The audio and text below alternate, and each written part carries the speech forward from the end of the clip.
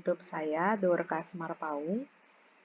Pada kesempatan ini, saya akan menjelaskan beberapa rangkaian pemakaian Google Classroom, baik bagi dosen maupun juga pemakaian Google Classroom bagi mahasiswa.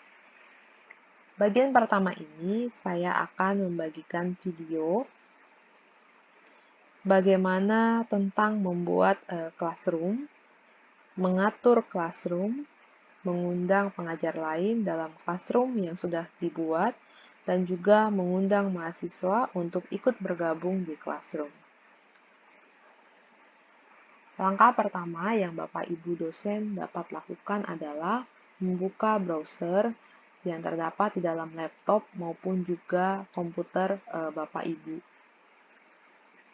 Setelah Bapak Ibu membuka browser, contohnya yang saya buka di sini adalah Google Chrome, maka tampilannya akan muncul seperti ini. Kemudian langkah kedua yang Bapak Ibu harus miliki adalah memiliki akun Gmail, karena kita akan memanfaatkan fasilitas dari Google. Maka yang diperlukan adalah akun Gmail. Oke, setelah Bapak Ibu membuka akun Gmail, maka yang selanjutnya adalah kita akan membuat classroom. Ketika membuat classroom, kita bisa membukanya dari bagian search, telusuri ini, dengan memasukkan keyword classroom.google.com. Oke, nanti Bapak Ibu tinggal memilih saja Google Classroom. Itu langkah yang pertama untuk masuk ke dalam Classroom. Bisa juga langkah keduanya adalah Bapak Ibu melihat di bagian kanan ada foto profil di layar Bapak Ibu, kemudian di sebelah foto profil itu terdapat 9 titik. Di sini akan menampilkan aplikasi-aplikasi yang terdapat dalam Google. Kita bisa menggesernya ke bawah, kemudian kita masuk ke dalam Classroom. Ini saya akan mengklik Classroom.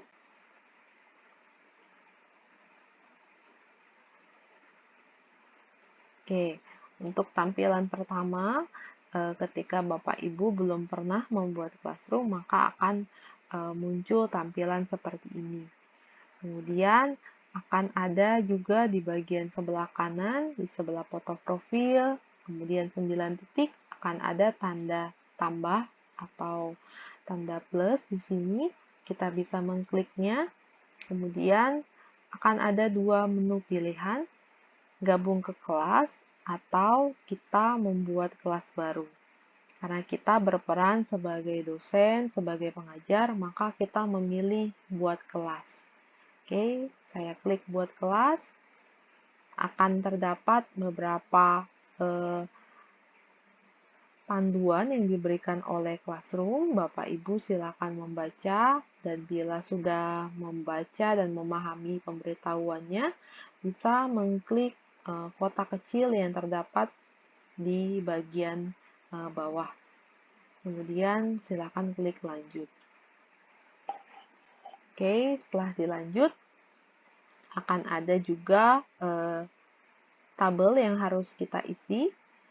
Yang pertama adalah kita akan memasukkan nama kelas apa yang Bapak Ibu akan membuat classroom. Bisa sesuai dengan kelas yang Bapak Ibu ampu. Kalau saya pada kesempatan ini akan mencontohkan kelas malariologi, mempelajari tentang malaria. Saya masukkan di sini malariologi. Kemudian di bagian bawah yang selanjutnya ada bagian.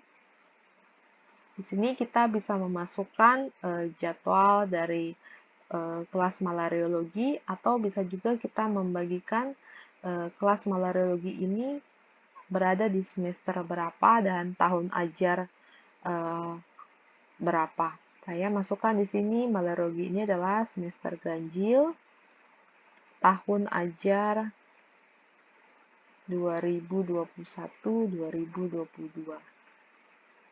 Oke, ini yang akan muncul nanti ketika ada classroom adalah nama kelas dan bagian.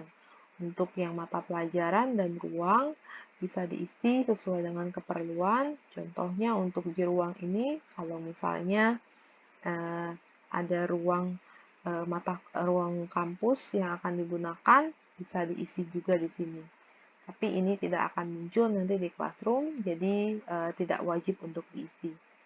Setelah Bapak Ibu memasukkan keterangan seperti ini, langsung diklik buat.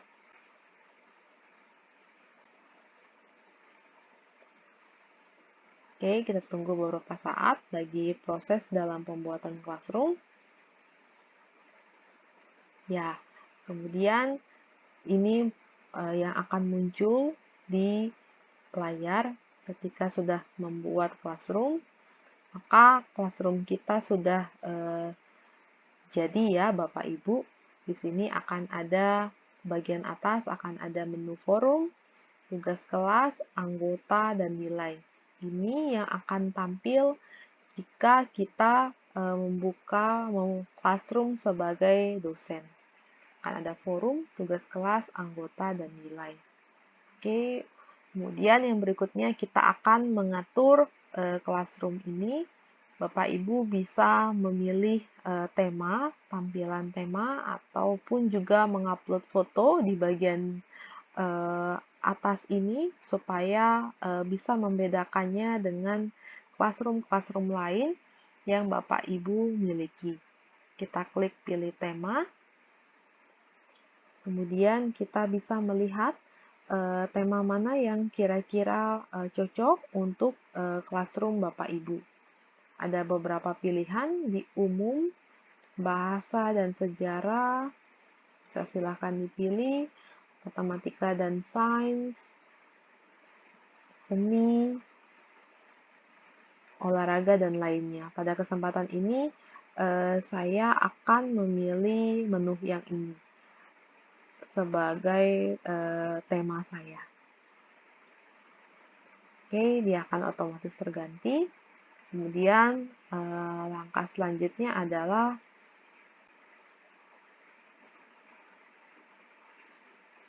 kita akan mengundang pengajar lain.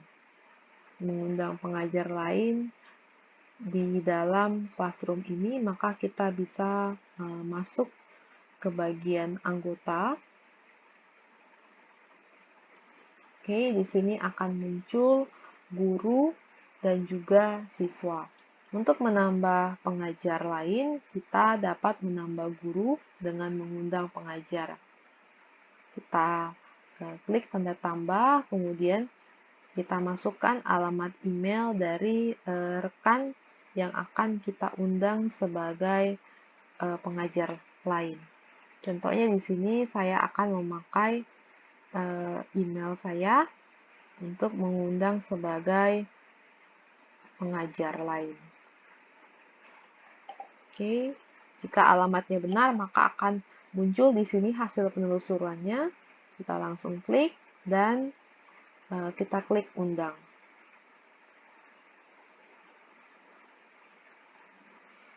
Jika kita sudah mengundang pengajar lain, maka akan ada tanda seperti ini diundang.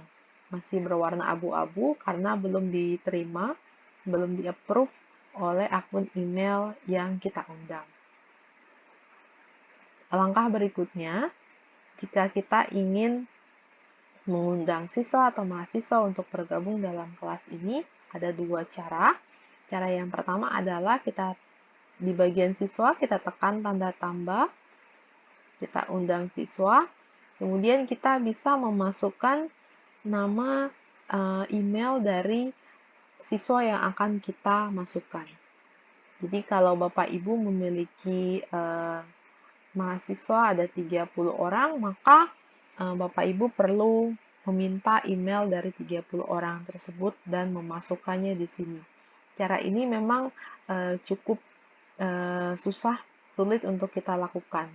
Maka biasanya yang saya pilih untuk mengundang mahasiswa untuk bergabung di kelas adalah dengan kembali ke forum. Kemudian saya akan membagikan kode kelas yang terdapat di bawah dari mata ajar ini. Kemudian saya tampilkan. Nah, kode kelas ini agar tidak terjadi kesalahan bisa saya salin.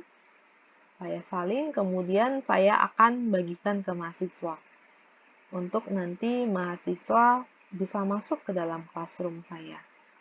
Saya bisa membagikan tautan dari kelas ini dengan juga mengirimkannya lewat email ataupun juga lewat grup WhatsApp untuk mahasiswa bisa bergabung dalam kelas saya. Oke, demikian sedikit penjelasan terkait bagaimana untuk kita mengawali membuat classroom. Semoga dapat berguna. Terima kasih.